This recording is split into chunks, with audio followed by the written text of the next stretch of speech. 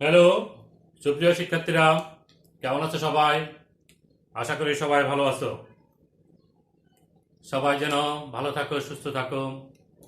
প্রত্যেকের জন্য মহান আল্লাহ পাকের নিকট প্রার্থনা করবে। আজকের অনলাইন ক্লাসে সবাইকে স্বাগত জানাচ্ছি আমি মোহাম্মদ নজরুল ইসলাম, প্রভাষক ও বিভাগীয় প্রধান, পদার্থবিজ্ঞান বিভাগ, আগ্রাবাদ মহিলা কলেজ, চট্টগ্রাম। আজ আমরা পদার্থবিজ্ঞান প্রথম পত্রের দ্বিতীয় অধ্যায় ভেক্টর অধ্যায়ের তৃতীয় ক্লাস করব। আজকে আমরা ভেক্টর যোগের বিভিন্ন সূত্রগুলো নিয়ে আলোচনা করব। দুটো ভেক্টর রাশিকে কিভাবে যোগ করা হয় সেই বিষয়গুলো বিভিন্ন সূত্রের মাধ্যমে আমরা আলোচনা করব। প্রথম যে আলোচনাটি সেটি হচ্ছে ভেক্টর যোগের সাধারণ নিয়ম। ভেক্টর যোগের সাধারণ নিয়ম। দুটি ভেক্টর রাশিকে যোগ করার জন্য আমরা সাধারণভাবে যে যোগ বিয়োগের যে বিধি সেই বিধিটি অনুসরণ করতে পারি না, কারণ সেখানে দিকের বিষয় থাকার কারণে। যেমন ধরো, নদীতে একটি নির্দিষ্ট বেগে নৌকা চালিয়ে নদীর এপার থেকে ওপারে যাওয়ার চেষ্টা করা যদি হয়, তাহলে যেহেতু স্রোতের নদী থাকবে, স্রোতের নদী যদি হয়, এপার থেকে ওপারে যাওয়ার জন্য স্রোতের বেগ নৌকার বেগের উপর একটি প্রভাব ফেলবে। যদি আমরা বলি নৌকার বেগ যদি 6 কিলোমিটার পার আওয়ার হয়, স্রোতের বেগ যদি 4 কিলোমিটার পার আওয়ার হয়, তাহলে নৌকার লব্ধি বেগ পাবো আমরা 10 থেকে 2 এর মধ্যে। এটি সাধারণ যোগ বিয়োগের নিয়মে হয় না, জ্যামিতিক নিয়মে সেটি আমরা ব্যাখ্যা করতে পারি। এখন দেখো সাধারণ নিয়মটা কি। দুটি ভেক্টর রাশি যদি আমরা যোগ করতে চাই, তাহলে ভেক্টর রাশি দুটিকে এমনভাবে স্থাপন করব, ধরো মনে করলাম পি একটা ভেক্টর, তার সাথে কিউ ভেক্টর যোগ করব। অবশ্যই তারা একই জাতীয় হতে হবে, একই জাতীয় না হলে যোগ হবে না। কিউ ভেক্টরকে আমরা পি ভেক্টরের শীর্ষবিন্দুতে কিউ ভেক্টরের পাদবিন্দু স্থাপন করব। তাহলে এটি মনে করলাম কিউ ভেক্টর, এটা তার শীর্ষবিন্দু। তাহলে প্রথম ভেক্টরের পাদবিন্দু এবং দ্বিতীয় ভেক্টরের শীর্ষবিন্দু যুক্ত করলে যে ভেক্টরটি পাওয়া যাবে সেটি হচ্ছে তাদের লব্ধি। এটাই হচ্ছে এই দুটা ভেক্টরের যোগফল। এটি হচ্ছে ভেক্টর যোগের সাধারণ নিয়ম। তাহলে কি করছি আমরা? দুটি ভেক্টর যোগ করতে হলে প্রথম ভেক্টরের শীর্ষবিন্দুতে দ্বিতীয় ভেক্টরের পাদবিন্দু স্থাপন করতে হবে। তারপরে প্রথম ভেক্টরের পাদবিন্দু এবং দ্বিতীয় ভেক্টরের শীর্ষবিন্দু নিলে যে ভেক্টরটি পাবো সেটাই হচ্ছে ওই ভেক্টর দুটির যোগফল। এটি হচ্ছে সাধারণ নিয়ম। এখন আসো আমরা আরেকটি নিয়ম আলোচনা করব। সেই নিয়মটি হচ্ছে ভেক্টর যোগের ত্রিভুজ সূত্র। একই জাতীয় দুটি ভেক্টরকে যদি কোনো ত্রিভুজের দুটি সন্নিহিত বাহু দ্বারা একই ক্রমে প্রকাশ করা যায় মানে ওদিকে, তাহলে ওই ত্রিভুজের অবশিষ্ট বাহুর বিপরীত ক্রম ওই দুটি ভেক্টরের লব্ধির মানও দিক নির্দেশ করবে। দেখো, মনে করলাম এটি একটি ত্রিভুজ, এবিসি একটি ত্রিভুজ। এই ত্রিভুজের দুটি সন্নিহিত বাহু দ্বারা দুটি ভেক্টরকে মান ও দিকে প্রকাশ করব। এই পি ভেক্টরকে প্রকাশ করলাম এবি ভেক্টর বাহু দ্বারা। কিউ ভেক্টরকে যদি মান ও দিকে প্রকাশ করা যায় বিসি বাহু দ্বারা একই ক্রমে, অর্থাৎ দুটোই অ্যান্টি ক্লকওয়াইজ। ক্রম বলতে আমরা ক্লকওয়াইজ এবং অ্যান্টি ক্লকওয়াইজ বুঝে থাকি। একই ক্রমে প্রকাশ করতেছি দুটি ভেক্টরকে। এই ধরো এটি হচ্ছে পি ভেক্টর আর এটি হচ্ছে কিউ ভেক্টর। এই দুটি ভেক্টরকে আমি যথাক্রমে এবিসি ত্রিভুজের এবি বাহু দ্বারা প্রকাশ করলাম পি ভেক্টরকে, বিসি বাহু দ্বারা একই ক্রমে প্রকাশ করলাম কিউ ভেক্টরকে। তাহলে এই ত্রিভুজের যে অবশিষ্ট বাহুটা থাকবে সেটাই হবে ওই দুটি ভেক্টরের যোগফল। এটি হচ্ছে কি, এই সূত্রটার নাম কি? এটি হচ্ছে ভেক্টর যোগের ত্রিভুজ সূত্র। ভেক্টর যোগের ত্রিভুজ সূত্র খুব বেশি ব্যবহার করি আমরা সূত্রটি। দুটি ভেক্টর একই জাতীয় ভেক্টরকে যদি কোনো ত্রিভুজের দুটি সন্নিহিত বাহু দ্বারা একই ক্রমে প্রকাশ করা যায়, তাহলে অবশিষ্ট বাহুর বিপরীত ক্রম, এই যে অবশিষ্ট বাহু আছে তার বিপরীত ক্রম, এই ভেক্টরটা, এই বাহুটা বিপরীত ক্রমে হবে এদের যোগফল। এসি ভেক্টর সি ভেক্টর হলে হবে না, অর্থাৎ তুমি লিখতে পারবা A B vector plus B C vector সমান হচ্ছে এসি ভেক্টর। কোন অবস্থায় ভুল ক্রমে তুমি সিএ বলবা না। এসি ভেক্টর এবং সি ভেক্টর সমান, মান সমান, কিন্তু দিক বিপরীত, তখন বিপরীত ভেক্টর হয়ে যাবে। ঠিক আছে, এটি হচ্ছে কি ভেক্টর যোগের ত্রিভুজ সূত্র। দেখো, আমি এসি কে যদি মাইনাস এসি লিখতে পারবো? এসি কে আমি মাইনাস এসি না, মাইনাস সিএ ভেক্টর লিখতে পারবো। এই সিএ ভেক্টর হচ্ছে এটা, এটি হচ্ছে সিএ ভেক্টর। তাহলে এটা সিএ ভেক্টর এবং এসি ভেক্টর দুটির মান সমান কিন্তু দিক বিপরীত, সেই জন্য একটার একটা বিপরীত ভেক্টর ঋণাত্মক চিহ্ন লিখলাম। তাহলে আমি এখান থেকে লিখতে পারবো A B vector plus B C vector plus C A vector is equal to হচ্ছে 0। একটি ত্রিভুজের তিনটি বাহু দ্বারা যদি তিনটি ভেক্টরকে একই ক্রমে প্রকাশ করা হয়, একই ক্রমে যদি আমরা প্রকাশ করতে পারি, যেমন এবি বিসি এবং আরেকটা হচ্ছে সিএ, তাহলে তাদের যোগফল হবে 0। এটি আমাদের আলোচনায় মাঝে মাঝে আমাদের মনে রাখতে হয় এই বিষয়টা। তাহলে আমরা কি শিখলাম? ভেক্টর যোগের ত্রিভুজ সূত্র। যদি কোনো দুটি ভেক্টর রাশিকে, একই জাতীয় দুটি ভেক্টর রাশিকে কোনো ত্রিভুজের দুটি সন্নিহিত বাহু দ্বারা একই ক্রমে প্রকাশ করা যায়, তাহলে ওই ত্রিভুজের অবশিষ্ট বাহুর বিপরীত ক্রম ভেক্টর দুটির লব্ধি নির্দেশ করবে। এখন আসো আমরা এই ভেক্টর যোগের ত্রিভুজ সূত্রটাকে আরেকটু আলোচনা করি। ধরো এই একটি ত্রিভুজ, এই ত্রিভুজের এবি বাহু এবং বিসি বাহু দ্বারা যদি দুটি ভেক্টরকে প্রকাশ করতে পারি, তাহলে এটা কোনটা হবে? অবশিষ্ট বাহুর বিপরীত ক্রম এইটা হবে, এই দিকে হবে, এই দিকেই হবে এই দুটার যোগফল। এটা যে কোনো ত্রিভুজের ক্ষেত্রে, যে কোনো প্যাটার্নে, অর্থাৎ ভেক্টর দুটিকে যদি আমরা একই ক্রমে প্রকাশ করতে পারি কোনো ত্রিভুজের দুটি সন্নিহিত বাহু দ্বারা, তবেই এই ভেক্টর যোগের ত্রিভুজ সূত্র প্রযুক্ত হবে। সাথে সাথে আমরা একটি অনুধাবনের বিষয় আলোচনা করলাম, সেটি হচ্ছে যদি কোনো ত্রিভুজের তিনটি বাহুকে একই ক্রমে তিনটি ভেক্টর রাশি দ্বারা প্রকাশ করা যায়, তাহলে তাদের লব্ধি 0 হবে। লব্ধির মান কত হবে? 0 হবে। এবার আসো আমরা আরেকটি সূত্র আলোচনা করব ভেক্টর যোগের, সেটি হচ্ছে সামন্তরিকের সূত্র। ভেক্টর যোগের সামন্তরিকের সূত্র।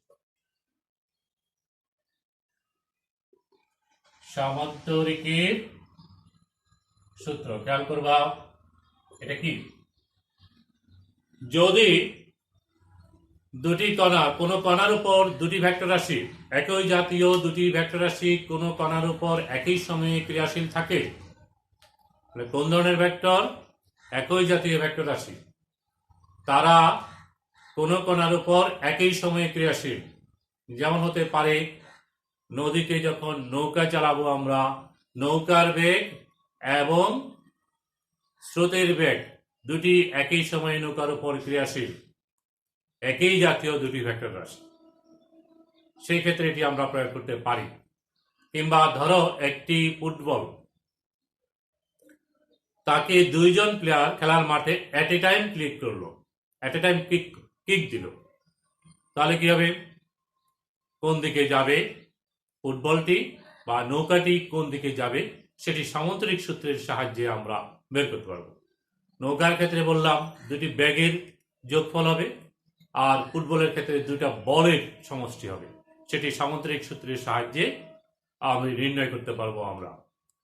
দেখো, সামন্তরিকের আমরা একটি সামন্তরিক অঙ্কন করি, একটি সামন্তরিক অঙ্কন করলাম, সামন্তরিকের নামকরণ করলাম ABCD, একটি সামন্তরিক, তার 4টি কৌণিক বিন্দু আছে, যে কোনো কৌণিক বিন্দু থেকে আমি সূত্রটাকে প্রয়োগ করতে পারবো।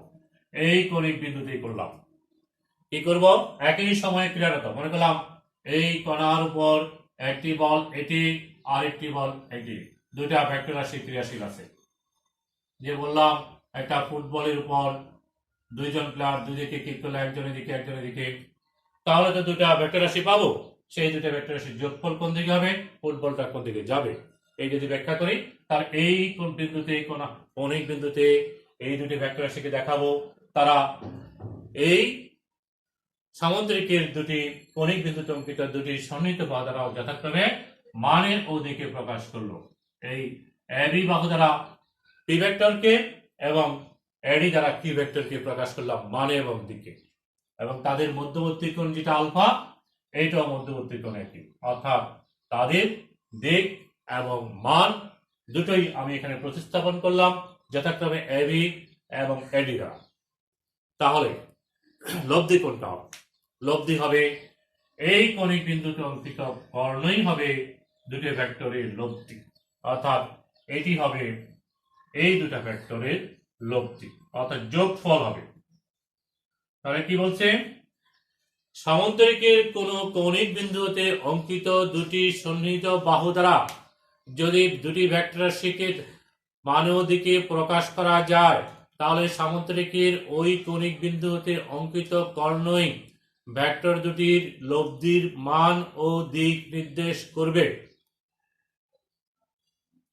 সামুদ্রিকের এই কৌণিক বিন্দু আই বিন্দু থেকে দুটি ভেক্টর রাশি পি এবং কিউ কে দুটি সন্নিহিত বাহু এবি এবং এডি দ্বারা প্রকাশ করলাম, তাহলে কৌণিক বিন্দু এ হতে অঙ্কিত কর্ণই এসি কর্ণই ভেক্টর দুটির লব্ধি অর্থাৎ যোগফল নির্দেশ করবে। এটি হচ্ছে ভেক্টর যোগের সামন্তরিকের সূত্র। আমরা এখন আলোচনা করব ভেক্টর যোগের বহুভুজ সূত্র। আলোচনা করব আমরা এখন ভেক্টর যোগের বহুভুজ সূত্র। একই জাতীয় তিন কিংবা ততোধিক ভেক্টরকে যদি আমরা একটি বহুভুজের বিভিন্ন বাহুগুলো দ্বারা একই ক্রমে প্রকাশ করতে পারি, তাহলে বহুভুজের একটি বাহুকে অবশিষ্ট রাখবো, সেই অবশিষ্ট বাহুটাই এদের লব্ধি নির্দেশ করবে। তাহলে কি হলো, তিনটা ভেক্টর যদি যোগ করতে হয় তাহলে আমরা চতুর্ভুজ দিব। তিনটা ভেক্টরকে তিনটা বাহু দ্বারা প্রকাশ করব চতুর্ভুজের, অবশিষ্ট বাহুটাই ওদের লব্ধি নির্দেশ করবে। যদি আমরা চারটি ভেক্টর রাশিকে যোগ করতে চাই তাহলে পঞ্চভুজ নিব, পঞ্চভুজের একটা বাহুকে অবশিষ্ট রেখে বাকি চারটা ভেক্টরকে একই ক্রমে প্রকাশ করব, তাহলে অবশিষ্ট বাহু যেটি থাকবে সেটি ওদের লব্ধি নির্দেশ করবে। যেমন ধরো আমরা একটা দুইটা তিনটা চারটা পঞ্চভুজ আঁকলাম, উদ্দেশ্য হচ্ছে চারটি ভেক্টর রাশিকে যোগ করব। তাহলে আমরা প্রথম যেই ভেক্টরটি আছে সেই ভেক্টরটা মনে করলাম পি, সেটাকে এবি বাহু দ্বারা, দ্বিতীয় ভেক্টর যেটা আছে সেটা মনে করলাম কিউ, সেটাকে বিসি বাহু দ্বারা, একই ক্রমে দিক একই হবে অ্যান্টিক্লকওয়াইজ, সিডি বাহু দ্বারা, আর আরেকটি ভেক্টর আর কে প্রকাশ করলাম, ডিই বাহু দ্বারা আরেকটি ভেক্টরকে প্রকাশ করলাম, এস ভেক্টরকে প্রকাশ করলাম, চারটা ভেক্টর যোগ করব। তাহলে অবশিষ্ট যে বাহুটা থাকলো, এই যে বাহুটা থাকলো সেটাই হবে এই সবগুলো ভেক্টরের যোগফল। অর্থাৎ এটা যদি আমরা টি বলে থাকি, এই টি ভেক্টর সমান হবে প্রথম ভেক্টর রাশি, দ্বিতীয় ভেক্টর রাশি, তৃতীয় ভেক্টর রাশি, চতুর্থ ভেক্টর রাশির সমষ্টি। এটি হচ্ছে বহুভুজ সূত্র। আমরা সামন্তরিক সূত্র আলোচনা করলাম, বহুভুজ সূত্র আলোচনা করলাম, ত্রিভুজ সূত্র আলোচনা করলাম। বহুভুজ সূত্র কিন্তু ত্রিভুজ সূত্র থেকে পেতে পারি। সামন্তরিক সূত্রের ব্যাখ্যাও আমরা ত্রিভুজ সূত্র থেকে দিতে পারি। যেমন এখানে একটু দিয়ে দেখি, আমি যদি এসি যোগ করি তাহলে এসি সমান তুমি লিখতে পারবা, এসি সমান লিখতে পারবা এবি প্লাস বিসি, ত্রিভুজ সূত্র থেকে এবি প্লাস বিসি। তাহলে কেমনে, একই ক্রমে আমি দুটি ভেক্টরকে প্রকাশ করলাম, তাহলে এবি প্লাস বিসি লেখা যাবে না, এবি প্লাস বিসি সমান এসি যাবে, অর্থাৎ এটা হচ্ছে পি, এটা হচ্ছে পি প্লাস কিউ। এবার যদি আমি এখানে এটা দেখি তাহলে কি বলতে পারবা এসি ভেক্টর যোগ সিআর ভেক্টর সিডি ভেক্টর সমান হচ্ছে এডি ভেক্টর। অর্থাৎ এটি যদি আমার পি প্লাস কিউ হয়, এটা হবে পি প্লাস কিউ প্লাস আর হবে।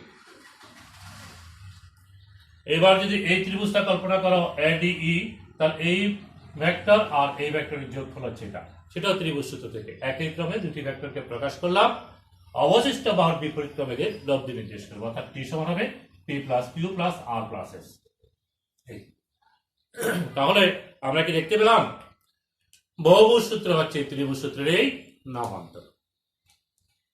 তো আজকের ক্লাসে আমরা কি করলাম, আজকের ক্লাসে আমরা দুটি ভেক্টর রাশিকে কিভাবে যুক্ত করব আমরা সেই সূত্রগুলো আমরা জেনে নিলাম। আমরা জানি যে দুটি ভেক্টর রাশি কখনো সাধারণ যোগ বিয়োগের নিয়মে যোগ করা যায় না, তখন আমাদেরকে জ্যামিতিক পদ্ধতিতে নিতে হয়। সেই জ্যামিতিক পদ্ধতিতে ভেক্টর রাশি যোগ করার জন্য কয়েকটি সূত্র আমরা আজকে আলোচনা করলাম। প্রথমটি আলোচনা করলাম সাধারণ নিয়ম, দ্বিতীয়টি হচ্ছে ত্রিভুজ সূত্র, তৃতীয়টি হচ্ছে কি সামুদ্রিক সূত্র, তারপরে আমরা আলোচনা করলাম বহুভুজ সূত্র। এই সূত্রগুলোর প্রয়োগ আমরা পরবর্তী ক্লাসে করব। যদি আমরা ক্লাসটা লম্বা করি তাহলে কি হবে, তথ্য বহুল হয়ে যাবে, তোমাদের কাছে বেশি বিরক্ত রাখবে, সেই জন্য আজকে আর বেশি পড়াবো না। তোমরা এই ক্লাসটি এই ভিডিওটি বারবার দেখবা, বারবার দেখে বিষয়গুলোকে ভালোভাবে রপ্ত করবা। কোনো যদি সমস্যা মনে হয় কোথাও, সেটি আমরা পুনরালোচনা করব, আমাকে সেটি জানাবা। ততক্ষণ ধরে সঙ্গে থাকার জন্য তোমাদেরকে ধন্যবাদ জানাচ্ছি। সবাই ভালো থাকো, সুস্থ থাকো, আল্লাহ হাফেজ।